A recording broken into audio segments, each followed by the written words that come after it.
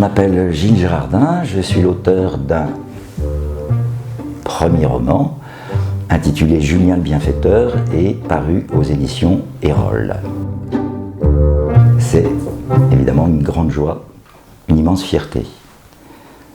Un premier roman, ça veut dire que parmi les centaines de manuscrits qui arrivent chaque semaine chez les éditeurs, le vôtre a été remarqué pour ses qualités de style, de construction, pour son originalité. Et un premier roman, ça laisse sous-entendre un second, un troisième, etc.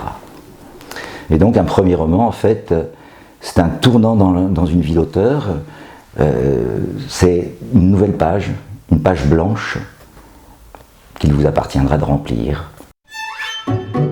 Une comédie, c'est compliqué à écrire. C'est plus difficile d'écrire une comédie qu'un drame.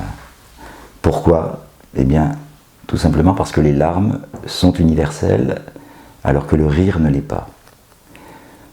Si vous écrivez un drame, par exemple une histoire de divorce, bien douloureuse, ou bien l'histoire d'un enfant qui tombe malade, un petit peu malade au début, et de plus en plus, et à la fin il finit par mourir d'atroces souffrances, vous êtes à peu près sûr de faire pleurer tout le monde.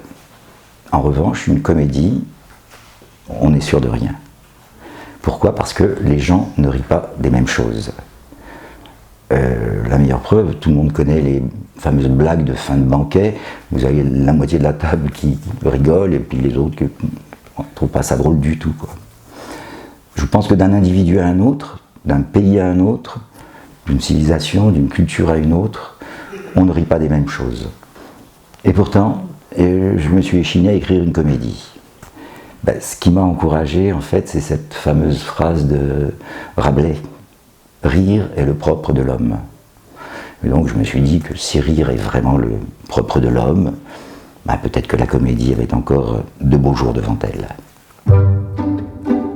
Humour, on peut croire que c'est un mot assez proche du précédent de comédie. En fait, dans mon esprit, pas vraiment. Pour moi, la comédie, son objectif, c'est de faire rire. Alors que l'humour, toujours de mon point de vue, c'est plutôt de faire sourire. Pour moi, l'humour, c'est un registre particulier. C'est un peu comme un code. Vous savez, un code en temps de guerre, c'est utilisé par des alliés pour communiquer. Et je trouve qu'en temps de paix, dans un roman, l'humour, c'est aussi un code qu'on partage avec ses lecteurs. Ça permet de tisser un lien de sympathie immédiate, de complicité amicale. C'est un peu comme un clin d'œil ou une tape sur l'épaule.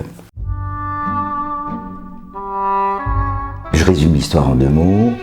Julien a perdu son boulot, il n'a plus confiance en lui, il est couvert de dettes, il ne sert plus à rien, c'est un boulet pour sa famille, donc il décide de se donner la mort. Là, je lui mets une échéance de temps, il n'a plus que 15 jours à vivre, ou plutôt 15 jours pour se préparer à mourir. Pas de bol, plus l'échéance se rapproche, plus il retrouve du goût à la vie. Et voilà, pour moi, ça c'est une parfaite situation de comédie. On va s'amuser à voir ce pauvre Julien se débattre, se dépêtrer de ce guêpier dans lequel il s'est lui-même fourré.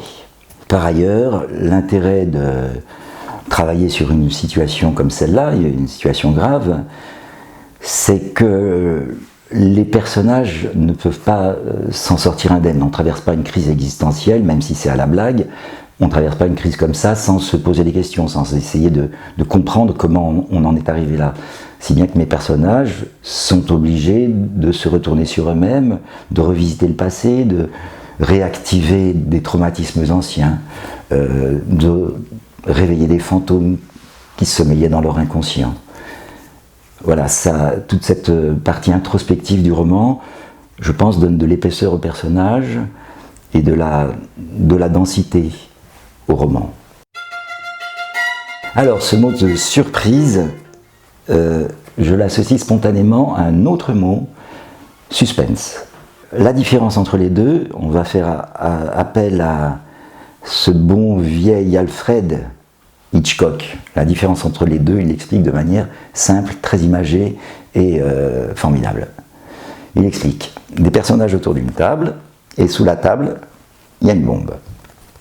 Premier cas, ni les personnages, ni le public, les spectateurs, ne savent qu'il y a une bombe sous la table. Et quand elle explose, boum, surprise.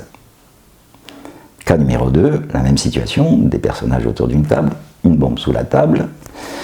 Les personnages autour de la table ne savent pas qu'il y a une bombe dessous, mais le spectateur, ou le lecteur, en l'occurrence, lui, le sait.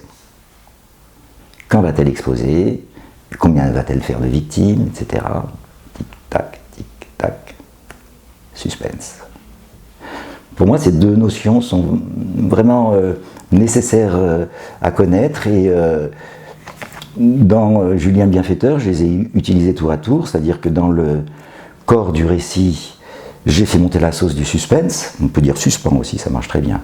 Mais j'ai fait monter le suspense, péripéties, rebondissements, etc., jusqu'à arriver à la surprise finale, mais qui n'est pas une vraie surprise. C'est pas un lapin qu'on sort du chapeau. La surprise finale, en fait, tout ce qui précède converge vers cette surprise, si bien que le lecteur doit se dire « mais bon sang, ouais, j'aurais dû y penser ».